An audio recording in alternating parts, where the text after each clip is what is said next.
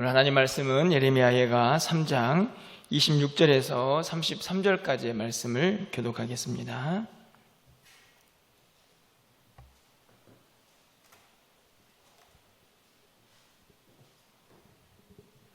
예레미야 예가 3장 26절에서 33절까지 말씀입니다. 구약성경 1147쪽에 있습니다. 한 절씩 교독하고 마지막 절을 함께 읽겠습니다. 사람이 여호와의 구원을 바라고 잠잠히 기다림이 좋도다. 사람은 젊었을 때 멍에를 매는 것이 좋으니 혼자 앉아서 잠잠할 것은 주께서 그것을 그에게 메우셨음이라. 그대의 입을 땅의 티끌에 댈지어다. 혹시 소망이 있을지로다. 자기를 치는 자에게 뺨을 돌려내어 지옥으로 배불릴지어다. 이는 주께서 영원하도록 버리지 아니하실 것임이며 그가 비록 근심하게 하시나 그의 풍부한 인자하심에 따라 긍휼히 여기실 것임이라. 주께서 인생으로 고생하게 하시며 근심하게 하심은 본심이 아니시로다. 아멘. 최근에 한 기사를 보았습니다. 우리나라 대통령이 미국의 유명한 잡지인 타임이라는 잡지의 표지 모델로 이렇게 등장을 한다는 기사를 보았는데요. 그 사진을 보았더니 그 사진 옆에 타이틀 멘트가 하나 붙어 있었습니다. 뭐라고 붙어 있었냐면 파이널 오퍼라는 제목으로 이 타임지 표지 모델과 함께 제목이 하나 붙어 있었는데요. 이 파이널 오퍼라는 말은 말 그대로 마지막 제안이라는 말입니다. 사실은 제목이 굉장히 비장하다 이런 생각이 좀 들었습니다. 아마도 이제 대통령의 임기가 얼마 남지 않은 상태이기 때문에 표현하는 문구라고 생각이 들기도 하지만 사실 그 내용을 다 읽진 않았지만 전반적으로 그 내용이 미국이나 아니면 북한을 향한 마지막 제안이라는 내용을 담고 있다고 합니다. 그러고 보니까 사실 우리나라는 이 북한에게 많은 제안들을 했다가 거절당한 경험이 있다는 생각이 들었습니다. 이산가족 상봉도 그렇고 개성공단도 그렇고 금강산 관광도 그렇고 핵무기도 그렇고 이런저런 문제들을 가지고 여러 가지 제안들을 했지만 실제적으로 많은 거절이 있었다는 생각이 들고요. 그래서 이 마지막 제안이라는 이 문구가 상당히 비장하고 그 안에 담긴 의미가 참 크다라는 생각을 갖게 되었습니다. 거절, 무엇인가 제안을 했을 때 거절당하는 그 기분이 어떨까요? 국가도 그렇지만 한 개인에게도 거절을 당하는 기분은 그렇게 썩 좋은 감정은 아니라는 생각이 듭니다. 최근의 기사들을 보면 남녀 간에 사귀다가 문제가 좀 생겨서 이 거절을 당한 사람이 그것에 대한 복수심과 또 보복을 하는 그런 모습들을 볼 수가 있는데요. 왜 그럴까요? 물론 이 거절에 대한 상황이나 그 내용들이나 여러 가지 처지가 쉽게 판단을 하게 하지는 못하지만 궁극적으로 이 거절이 주는 이 아쉬움 그리고 절망감 그런 것들이 우리의 삶에서 표현되기 때문은 아닌가 생각이 듭니다. 거절을 받을 때에 어떤 사람은 상실감을 경험하기도 하고 나는 참 보잘것없는 사람이구나 라고 생각해서 자존감이 무너지는 그런 사람들도 보게 됩니다. 여러분 어떠신가요? 특별히 그 거절이 내가 믿었던 사람, 이 말을 하면 저 사람은 분명히 들어줄 거야 이런 생각을 했는데 거절을 당하면 그 상실감과 그 모멸감은 더 클 수 있지 않을까 이런 생각이 들게 됩니다. 오늘 예레미야 선지자가요 그 거절을 지금 당하고 있는 모습을 발견할 수가 있습니다. 우리가 읽진 않았는데 이 3장의 8절 말씀을 좀 가서 보시면 이렇게 기록이 되어 있습니다. 내가 부르짖어 도움을 구하나 내 기도를 물리치시며.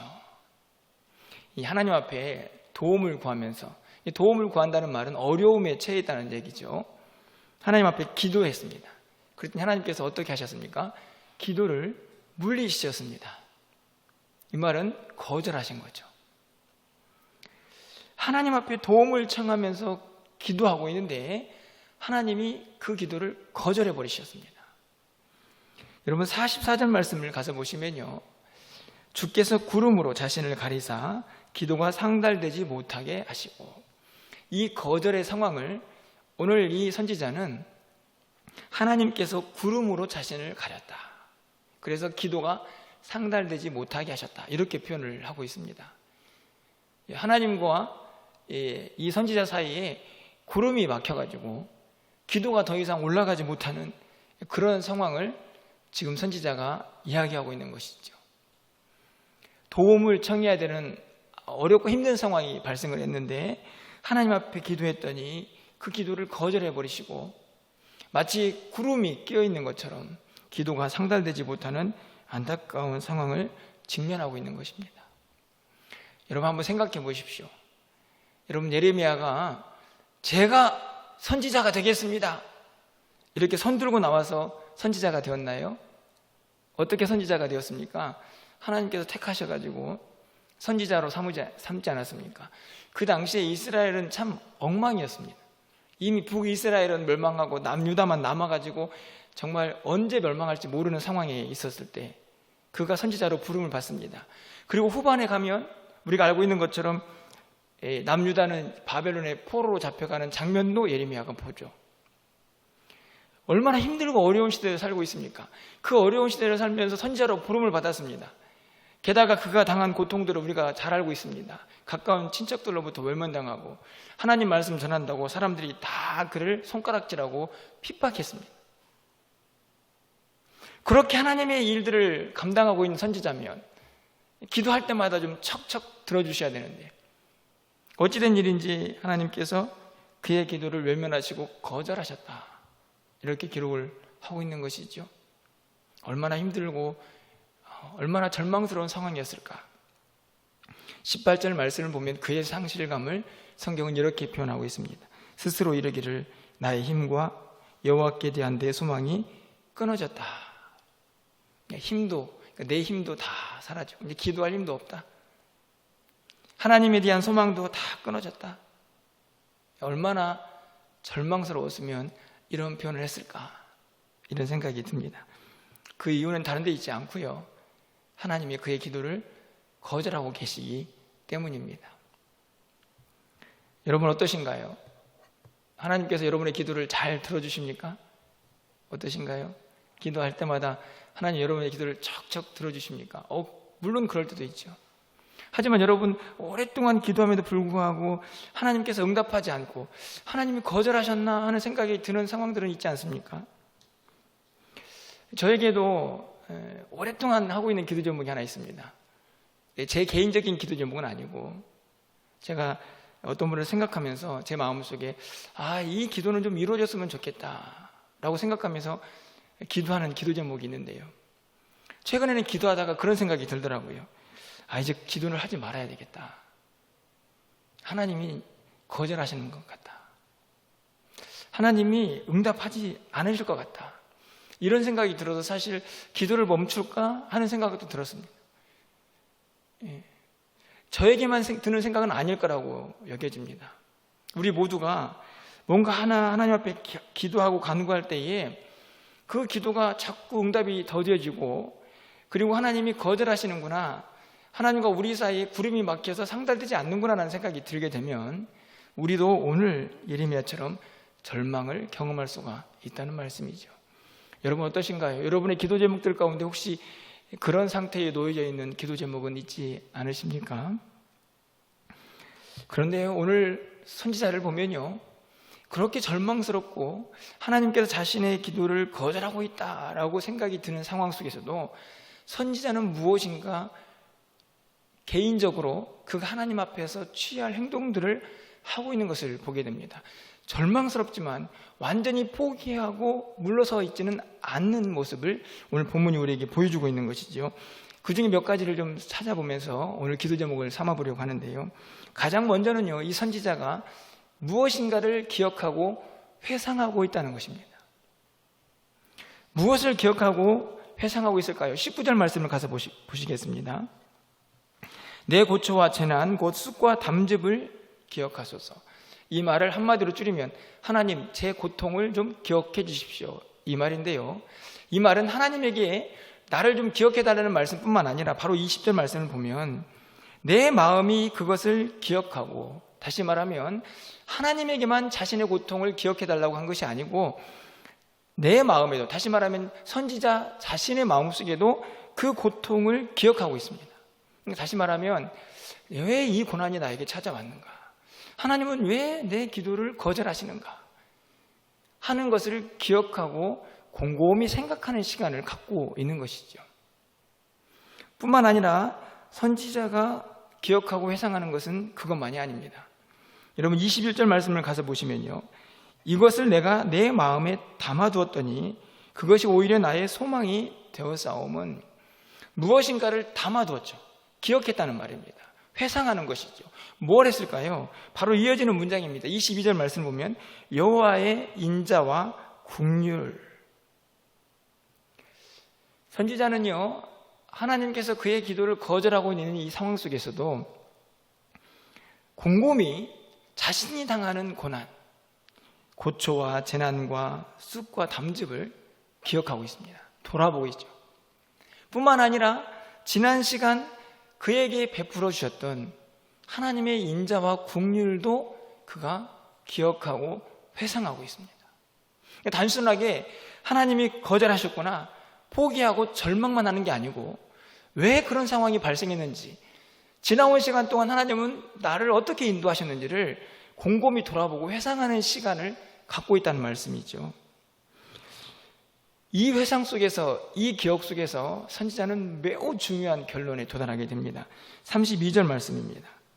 그가 비록 근심하게 하시나 그의 풍부한 인자하심에 따라 긍휼히 여기실 것임이라. 자신이 당한 고난도 생각해보고 그동안 하나님께서 자신을 어떻게 인도하셨는가도 돌아보았더니 결국 내려진 결론이 뭡니까? 지금은 내가 하나님의 기도가, 하나님께 드리는 기도가 거절당한 것 같아서 근심이 밀려오지만 하나님은 긍휼이 풍부하시다, 나를 불쌍히 여기실 것이다 라는 결론에 도달하게 됩니다. 그리고 33절에서 이렇게 이야기를 하는 것이죠. 우리 33절 말씀을 함께 좀 읽어보도록 하겠습니다. 주께서 인생으로 고생하게 하시며 근심하게 하심은 본심이 아니시로다. 할렐루야. 믿으십니까?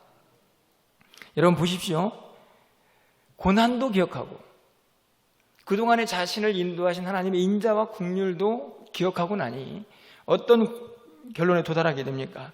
주께서 인생으로 고생하고 근심하게 하시는 것은 하나님의 본심이 아니다 라는 결론에 도달하게 됩니다. 여러분, 그러면 하나님의 본심은 뭘까요?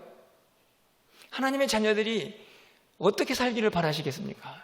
계속 인상 쓰고 고생하며 근심하며 어찌할 바를 몰라 안절부절한 모습으로 살기를 바라실까요? 그게 하나님의 본심이 아니라는 말씀입니다. 지금은 하나님께서 선지자의 기도를 거절하고 있는 것처럼 보이지만 하나님의 본심은 그것이 아니었구나라는 사실을 이 회상과 기억을 통하여 선지자는 확신하고 있는 것이죠. 여러분, 그런데요, 이 누군가의 본심을 깨닫는 것이 쉽지 않습니다. 그렇지 않습니까? 여러분, 누군가의 본심을 잘 헤아리십니까? 한번 예를 들어볼까요? 물질적으로 좀 넉넉한 아버지가 있다고 생각해 보십시오. 그런데 자녀가 계속 사업에 실패하고 어려움을 겪고 있습니다. 자, 그러면 이 아버지는 어떻게, 이 부모는 어떻게 할까요? 자기가 가지고 있는 넉넉한 물질로 이 자녀들을 계속 후원할 수가 있겠죠. 그런데 어찌된 일인지 이 넉넉한 부모가 물질을 후원하지 않고 계속해서 고통당하고 고난당하도록 자녀를 내버려 둔다고 생각해 보십시오. 그런데 아버지는, 부모는 이렇게 생각할 수 있습니다. 계속해서 물질로 후원을 하면 이 아이는 절대로 자립할 수 없겠구나. 잠시 물질을 멈추고 이 고난을 이겨내도록 살펴야겠다라고 만약에 부모가 생각하고 아버지가 생각했다면 이 자녀는 그 본심을 이해할 수 있을까요? 어떻습니까? 여러분 같으면 부모의 마음을 이해할 수 있겠습니까? 아마도 상당히 많은 시간이 흘러야 그 부모의 본심을 헤아릴 수가 있지 않을까요? 오랜 시간 자기가 당한 고난을 생각하고 또 그동안에 자기를 사랑했던 부모의 마음을 헤아리고 기억하고 회상할 그런 시간, 그런 오랜 깊은 통찰의 시간을 보낸 후에야 아마 자녀들은 부모의 마음을 이해할 수 있지 않을까요? 오늘 예레미야 선지자는요, 그 은혜를 경험하고 있는 것입니다. 그가 당하는 고난 속에서 도움을 청해도 하나님께서 거절하시는 그 하나님의 응답이 더딘 그 시간 동안 예레미야 선지자는 깨닫고 있는 것이죠. 그 침묵의 시간 동안 하나님 앞에서 절망과 좌절만 하는 것이 아니고, 그래서 포기하고 아무것도 하지 않는 그의 모습이 아니라 다시 하나님 앞에 나아가서 곰곰이 자신이 당한 고난을 살피고 그동안에 자신을 인도했던 하나님의 긍휼과 인자하심을 기억하면서 하나님의 본심을 깨닫게 된 것입니다. 은혜입니다. 저는 여러분 모두에게 이런 은혜가 있기를 소망해 봅니다. 여러분 가운데 혹시 여러분의 기도의 제목이 더디게 이루어진다고 생각되는 그런 기도의 제목들이 있지는 않습니까? 아니 혹시 너무 오랫동안 기도해서 이 기도는 하나님이 거절하시는구나 라고 생각되는 그런 기도의 제목이 있지는 않습니까? 그렇다면요, 여러분 곰곰이 하나님 앞에서 우리의 모습을 좀 돌아보고 그동안 하나님께서 우리를 어떻게 인도하셨는지 한번 기억해 보십시오. 그러면 분명히 여러분들도 하나님의 본심을 깨닫게 될 것입니다. 하나님께서는 하나님의 자녀들이 고통과 근심과 걱정 가운데 살기를 원하시지 않으십니다. 항상 기뻐하라, 범사에 감사하라 말씀하신 분이 누구신가요? 하나님의 자녀들이 이 땅 가운데에서 승리하며 당당하게 기쁨이 충만한 삶을 살기를 원하시는 것이 하나님의 본심이십니다. 그러니 기도가 거절된 듯한 마음이 들지라도, 하나님의 응답이 더디다고 생각이 들 때에도 좌절과 절망이 아니라 그 시간들을 통하여 하나님의 본심을 깨달을 수 있는 깊은 묵상의 자리로, 하나님을 더 이해하고자 하는 그 자리로 나아가야 한다는 말씀입니다. 우리 모두에게 그런 은혜가 있는 이 밤이 되기를 간절히 축원합니다. 여러분, 하나님을 곰곰이 묵상하시며 그동안에 여러분 가운데 베풀어 주신 하나님의 인자와 긍휼을 기억하시고 그것을 회상하시며 하나님의 본심을 깨닫는 이 저녁이 되기를 간절히 축원합니다. 여러분, 선지자는 계속해서 무엇을 하자고 할까요? 여러분, 오늘 40절 말씀을 좀 가서 보실까요? 선지자가 하나님 앞에서 자신의 기도가 거절된 것 같은 상황 속에서도 그가 보여주는 반응입니다. 40절 말씀을 함께 읽도록 하겠습니다. 우리가 스스로 우리의 행위들을 조사하고 여호와께로 돌아가자. 선지자는 이렇게 외치고 있습니다. 우리의 모습을 좀 스스로 살펴보자. 하나님이 지금 기도를 거절하고 계시는데, 도움의 요청을 거절하고 계시는데, 우리의 행위들을 좀 스스로 돌아보자, 조사하자는 말은 좀 면밀하게 살피고 검토해 보자는 말씀입니다. 그리고 하나님께로 돌아가자라는 말씀은 무슨 이야기입니까? 회개하자는 말씀이죠. 이 말은 무슨 이야기를 하고 있는 것입니까? 우리가 혹시나 하나님 앞에서 범죄하지는 않았는지 우리의 모습을 살피고 돌아보며 하나님께로 돌아가자라고 외치고 있는 것이죠. 왜 그럴까요? 여러분, 바로 위에 있는 39절 말씀을 가서 보시겠습니까? 살아있는 사람은 자기 죄들 때문에 벌을 받나니. 이 말씀은요, 이렇게 해석해 볼 수 있습니다. 이 땅을 살아가는 어떤 사람도 하나님 앞에서 온전하게 깨끗하다라고 말할 수는 없다는 것이죠. 여러분 어떠신가요? 여러분 오늘 하루도 살아가면서 하나님 앞에서 나는 깨끗하다, 하나님 앞에서 한 가지도 죄를 짓지 않았다 라고 자신 있게 이야기할 수 있는 분들이 계십니까? 저는 이 말씀을 준비하면서 오늘 하루 제 모습 속에 혹시나 하나님 앞에 회개할 것은 없는가 살펴보았습니다. 물론 겉으로 눈에 띄게 범죄한 것은 없습니다. 하지만 제 마음속에서 불평하고 원망하고 내 고집대로 되지 않는 것에 대한 불평, 그런 것들을 생각해 보면요, 오늘 하루도 참 회개할 것이 많은 하루였다라는 생각을 갖게 됩니다. 때로는 하나님 앞에서 모든 것들을 하나님께 구하고 또 하나님 앞에 간구하면서 그분의 인도하심을 따라간다고 그렇게 늘 외치지만 돌아보고 나면 결국 내 마음대로 했던 일들도 참 많이 있습니다. 우리의 모습이죠. 그렇지 않습니까? 그렇기 때문에 살아있는 사람들은요, 이 땅을 사는 동안에 하나님 앞에서 온전히 깨끗하다, 거룩하다 말할 수가 없는 것이지요.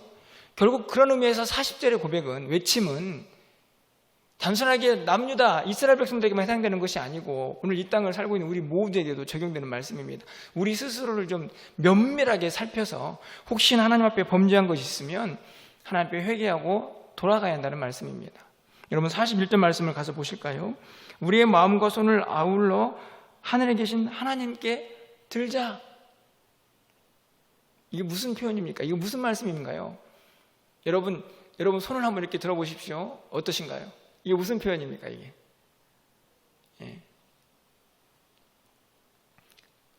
그런데 여기 지금 뭐도 같이 들자고 얘기하죠?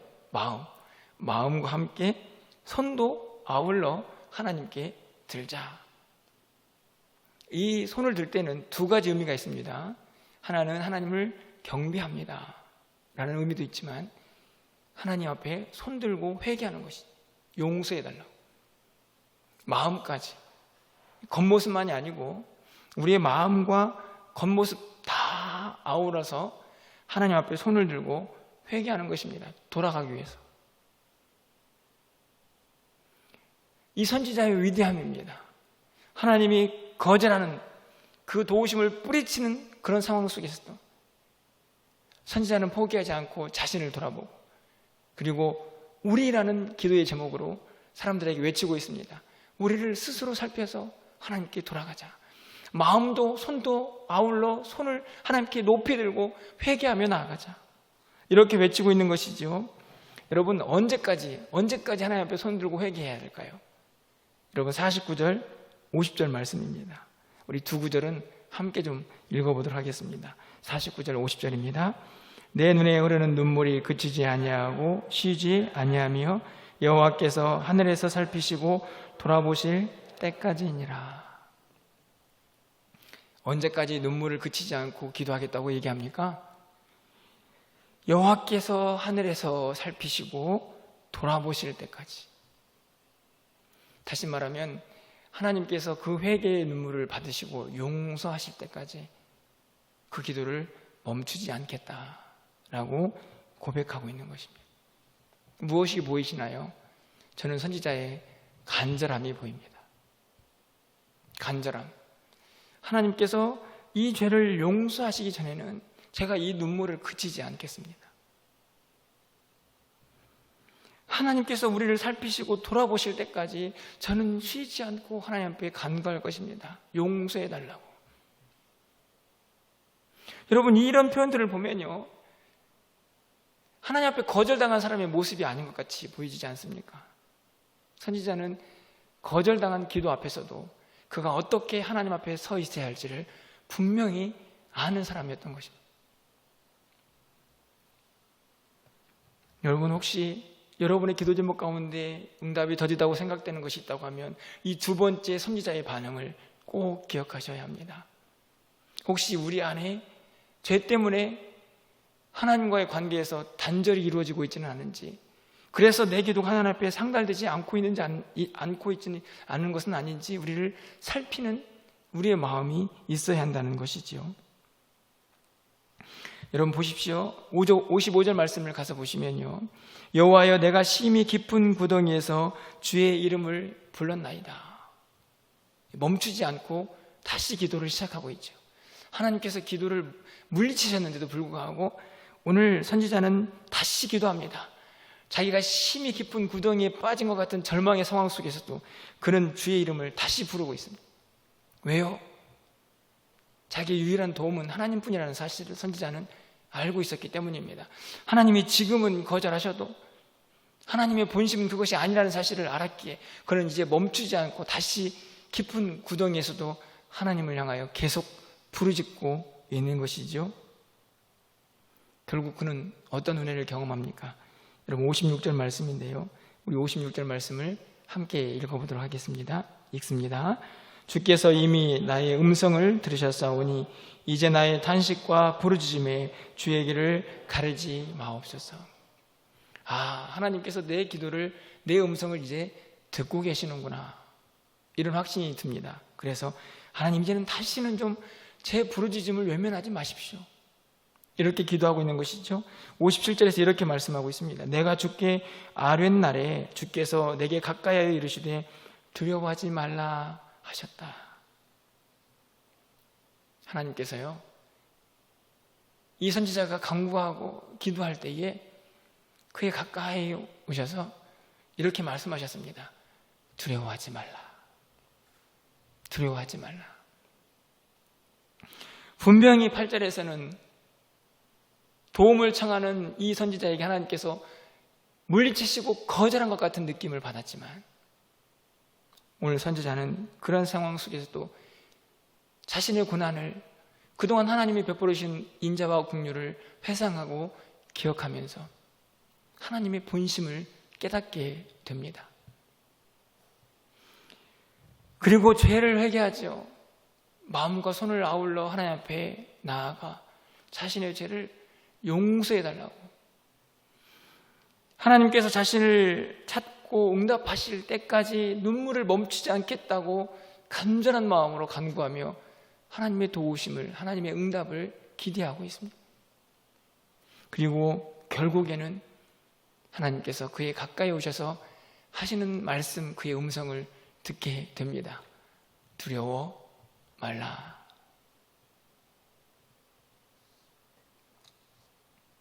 여러분 모두에게도 오늘 이 밤에 하나님께서 가까이 오셔서 여러분에게, 여러분 귀에 속삭이시는 하나님의 음성을 듣는 귀한 밤이 되기를 간절히 소망합니다. 여러분이 어떤 기도를 하고 계십니까? 저는 알 수 없지만 그 기도를 하나님이 분명히 듣고 계시다는 사실을 여러분 잊지 마시기를 바랍니다. 하나님의 주권과 섭리를 분명히 깨달은 사람은 이렇게 말할 수 있습니다. 하나님의 거절도 은혜입니다. 왜 그럴까요? 하나님의 거절 속에는 하나님의 뜻이 있기 때문입니다. 하나님의 뜻이 있어서 그 기도를 잠시 보류하고 계시거나 아니다라고 말씀하시는 것이라는 사실입니다. 우리는 하나님께서 우리의 기도를 응답하지 않으시고 거절하실 때에도 그 순간 좌절하고 절망해서 뒤로 물러서는 것이 아니고 더 하나님 앞에 가까이 나아가 하나님을 깊이 묵상하며 그분의 본심을 깨닫는 은혜가 있어야 합니다. 다시 33절로 돌아가 봅니다. 주께서 인생으로 고생하게 하시며 근심하게 하심은 본심이 아니시로다. 오늘 이 밤에 기도하실 때에요, 이 33절 말씀을 좀 꼭 붙잡으시고 기도하시기를 바랍니다. 하나님의 본심을 깨달으시기를 바랍니다.